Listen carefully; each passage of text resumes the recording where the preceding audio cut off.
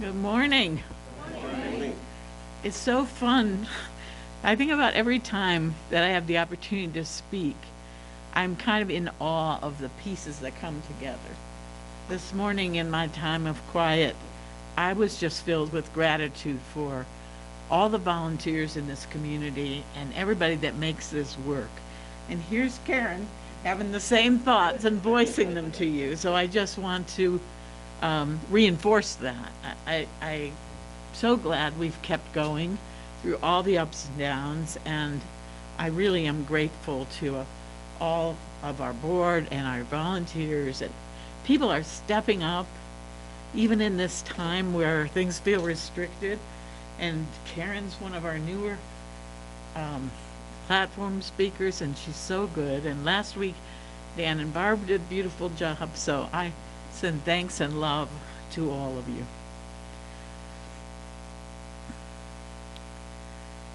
And then this morning to have Gretchen sing, which is so lovely. And if any of you that were here that knew Jeannie, I only knew her a very short time, but we instantly connected. And talk about a joy-filled being. She has left an impression on my life. And it's so lovely to have you at that piano today, bringing back that spirit. And I'm sure Jeannie's thrilled. She used to joke with me, and it was just like that instant chemistry that I just absolutely love her spirit. So, a lot of you have heard me speak before about joy because I've told you that right after my oldest daughter passed away, I came upon this card in a Hallmark store, and it had a Maya Angelou quote on it that said, "I'm working towards a time when everything brings me joy." And that's been 18 years. And I found as I stepped into speaking to you today that this is a lifelong study. There's so much information. So I've distilled my recent study into what I have to present to you today. I'm working towards a time when everything brings me joy. For me, that quote spoke deeply to the fact that joy is possible and available at all times, not just good times. And if ever there was a time when we need to focus on cultivating joy, it might be now. So I've come to know that when I focus on the cultivation of joy, I think for me, the highest experience of joy comes when I'm in alignment with my highest self. And sometimes I'm not. So today, I think we can look at how, when those times come along, when we are trudging through the muck, how can we create deliberate joy? In the book of Psalms, David creates a song because he realizes that joy based on external circumstances or worldly values is transient and fleeting. And in Paul's letter to the Philippians, he celebrates the joy that is deeper than any outer condition. Paul's letter to the church in Philippi says more about joy than any other New Testament book. Even though Paul is under arrest and in chains, he rejoices because the teachings of Jesus Christ have brought him to that place of knowing joy beyond all outer things. He writes to thank the Philippian Christians for the help that they gave him and to encourage them to face their own trials with joy. So this is the place I began about a month ago. And I was reading a novel, actually, which isn't something I do that often. But I came upon the concept of deliberate joy. The main character in the novel was a young girl. She'd been through some really hard times in her life, like all of us. And she, in her journey through those times, she developed for herself practices that contributed, it sparked her return to joy. She looked at this as deliberate joy. She dyed her bangs bright pink, and she wore a hat decorated with lots of bright flowers, and used those tools to spark a reminder to return to joy. Although I don't condemn that, I won't be dyeing my hair pink. I did put on a bright colored flowered butterfly dress today, and sometimes just those little things, they can just touch. It's like a spark. It just touches that place and reminds us where we really belong. So I just thought that it was fun that I was inspired by a novel. I think that everywhere we can look for places of inspiration for our lives. And the character in that novel caused me to consider anew the places where I can find joy in my life. I think kids naturally act from joy. Last week, my grandson Rowan's class, first grade class, they won the prize for bringing in the most money on a fundraiser. And traditionally, the prize to the class is a pizza party. But these kids were allowed to vote for how they wanted to celebrate their accomplishment. So they came up with a whole list of things, and they voted. When they counted the votes, the result was that they were going to celebrate with donuts and pickles.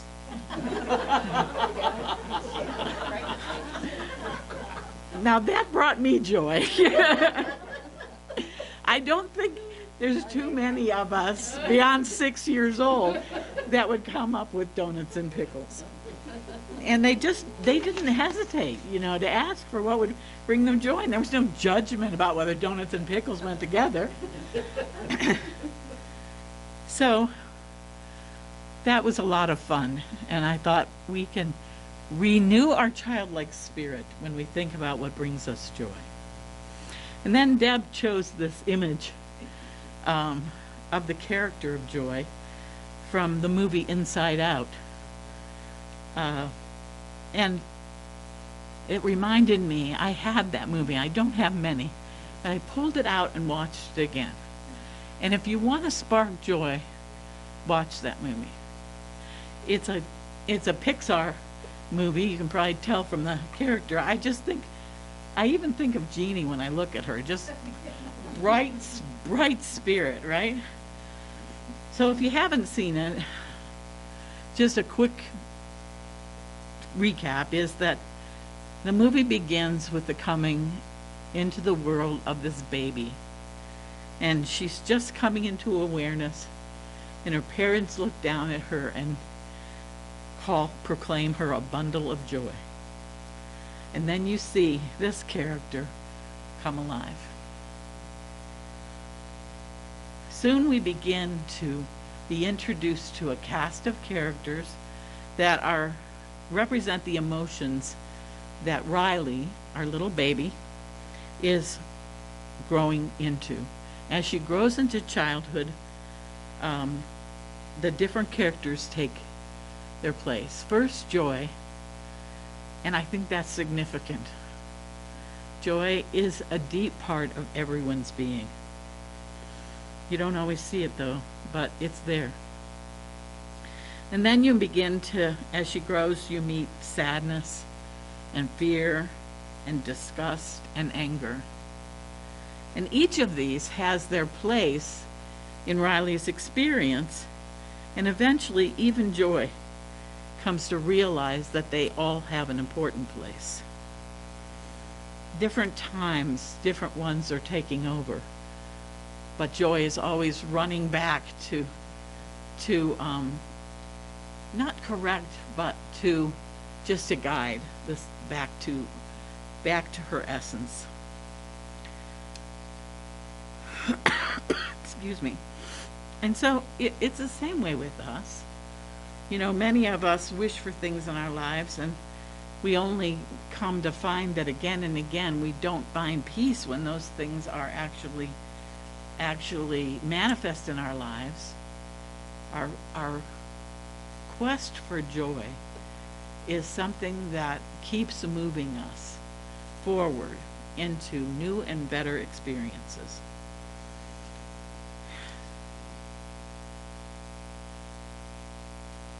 The thing that I think we miss sometimes about joy is just like divine love. It is ever present. In the darkest times, we might lose sight of that, and we thrash around and we try to manipulate circumstances, try to get things back where we want them to be, only to find that we're disheartened and disappointed. So watching this movie, it might be a tool of deliberate joy to spark your awareness that joy is a constant present with us. In the writings of Ernest Holmes, founder of the religious science New Thought movement, are some words that may help us in returning to our essence, which includes joy. He says, and I've slightly edited this to make it more gender neutral, he says, suppose you think of it this way. There is a spirit in me, and this spirit is God. Whether or not I understand it, there is a real me that forever exists in pure spirit. I had nothing to do with this. I merely awoke and discovered it. I did not give it to myself, and I cannot withdraw myself from it. I can only accept it. This idea of deliberate joy for me is a way to reconnect with that essence. When I feel a particular challenge confronting me, what I want to offer today are some tools to maybe do that.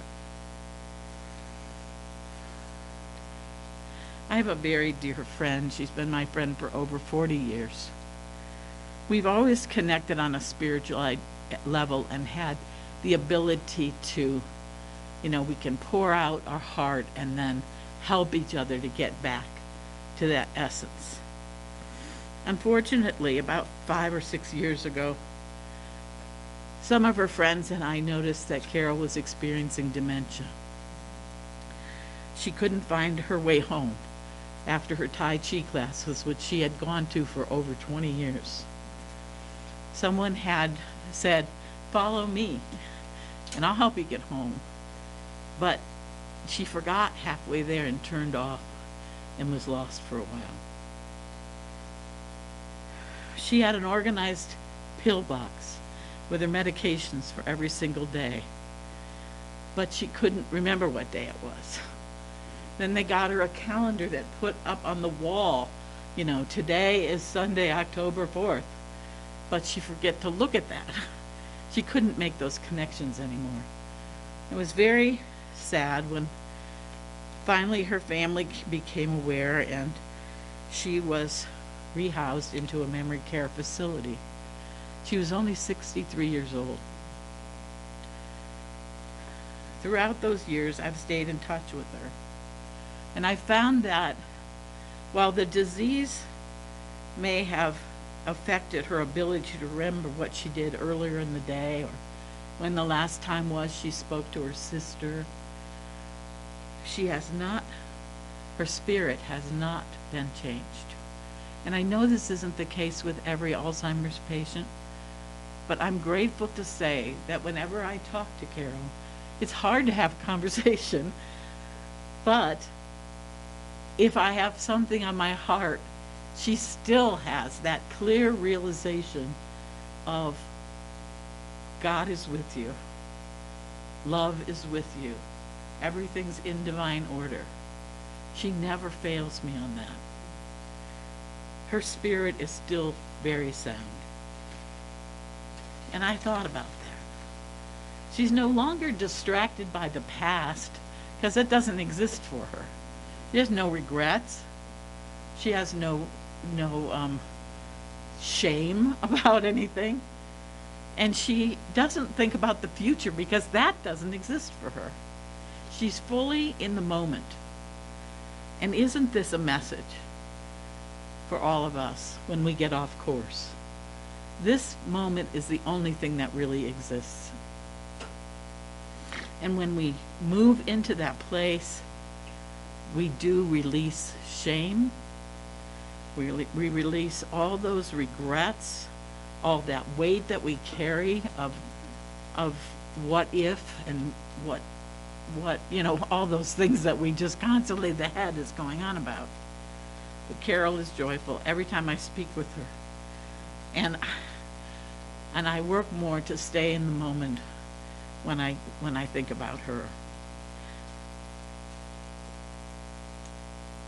Today is Carol's 69th birthday. So I just ask you to send her a blessing. Send love to her in this moment. She's a lovely, beautiful spirit and has taught me a great deal.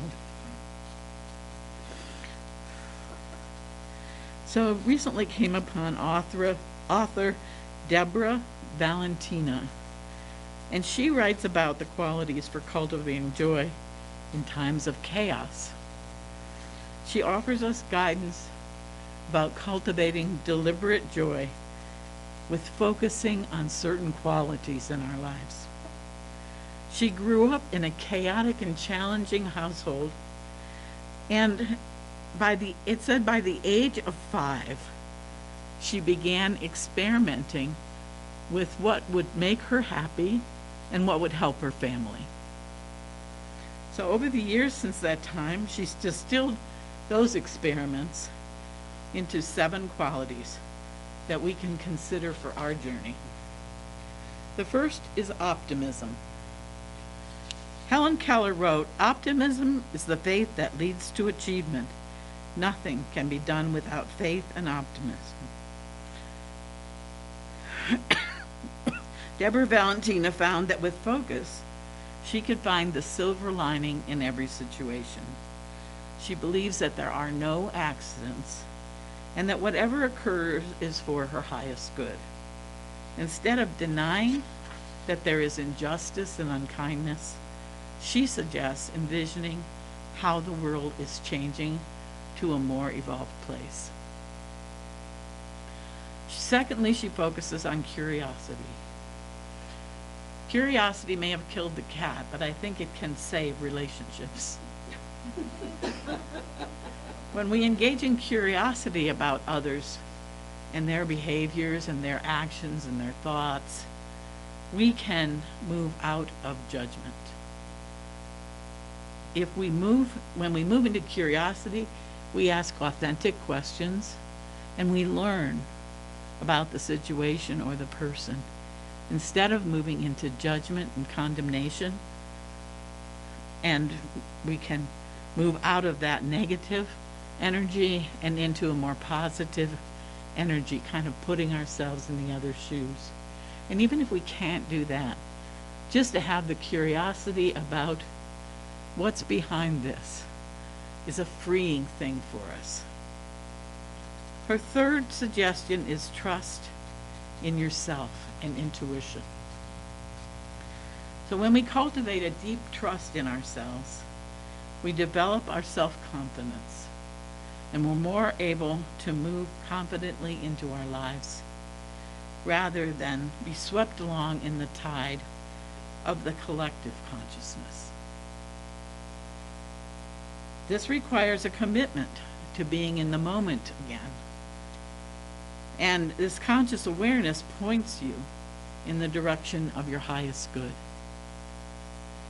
It stops that tendency to be moved by everything around you, and it focuses you to pay attention to your own heart. What is best for you serves you in your personal growth. And I believe when we do what is best for us, it is what's best for everyone else, and we really seek the heart of that. Fourth, she looks at courage.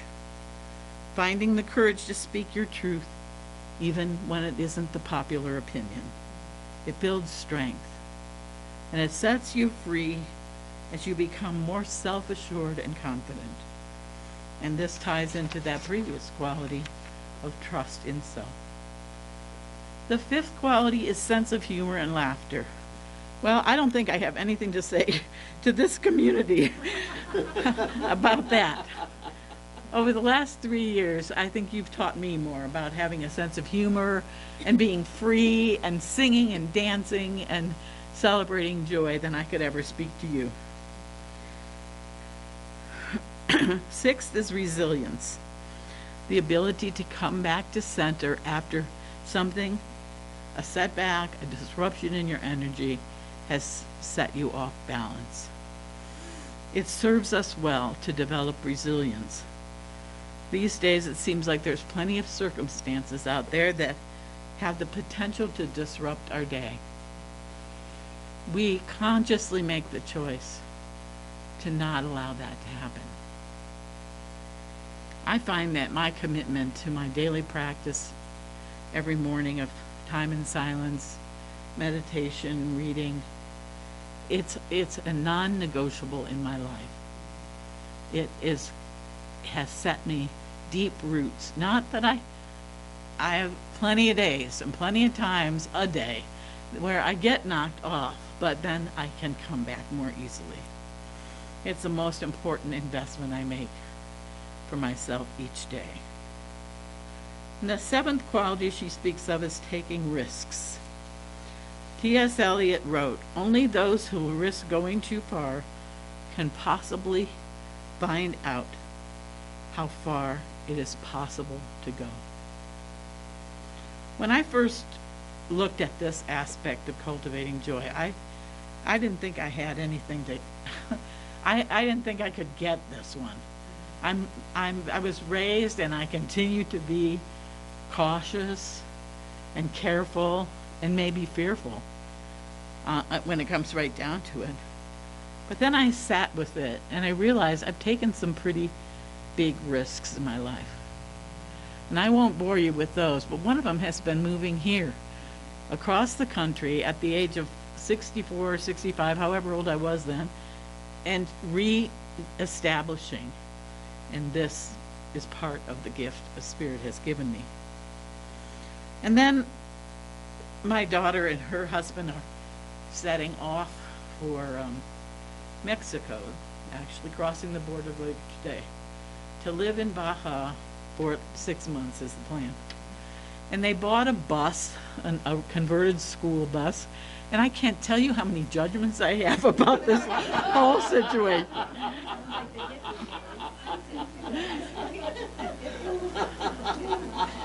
However, I see that they are taking risks. And we all got together the other night at the bus for a dinner. And on the door is a decal that says "Risk Happy."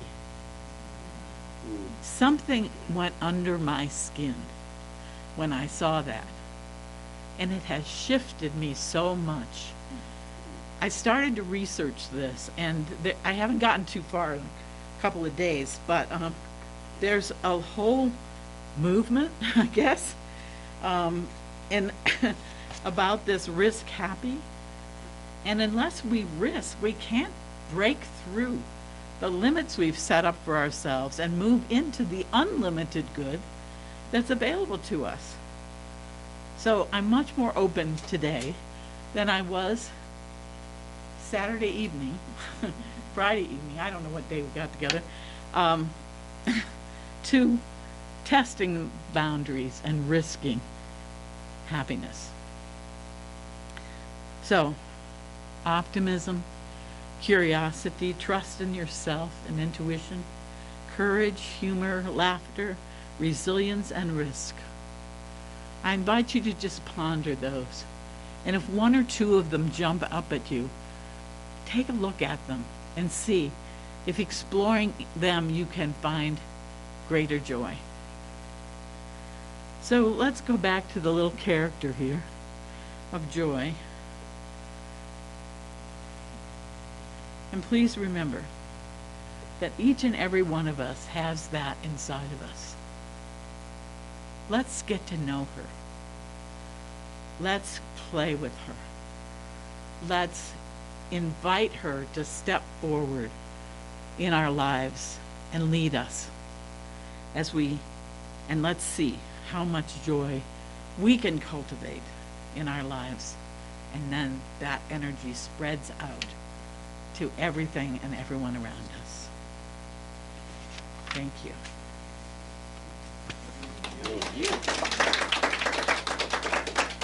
Let's just take a minute to center ourselves in that quiet place. Excuse me.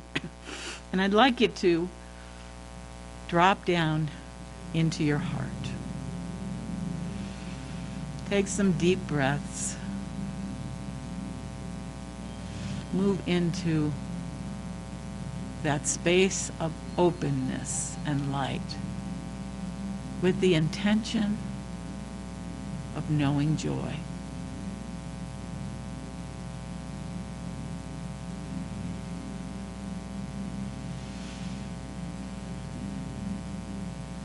Imagine what your little sprite of joy looks like.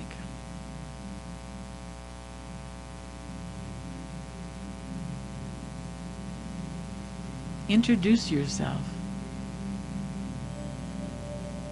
and then say, I really want to get to know you. Let's be curious about this presence within us.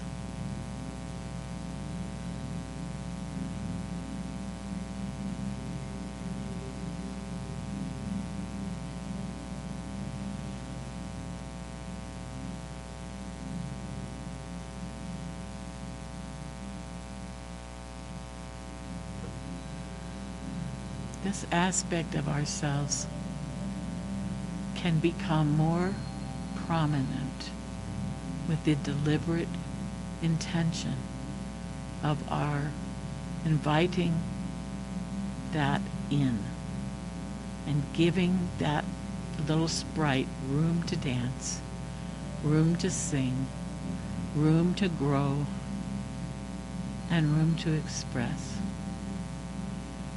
And so in this time, just give a moment to that intention if you feel so moved.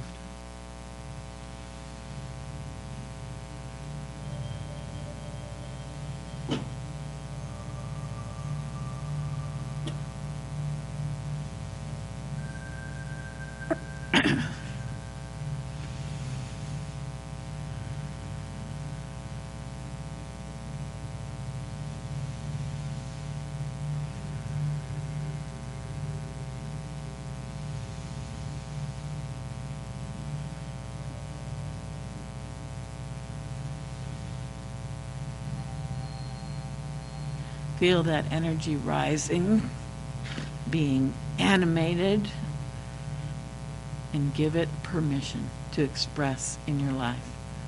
No matter how difficult things are at this moment, joy is there to lead you through it, to lead you into something more beautiful, more whole, that gives you great freedom. This is my prayer for all of you today.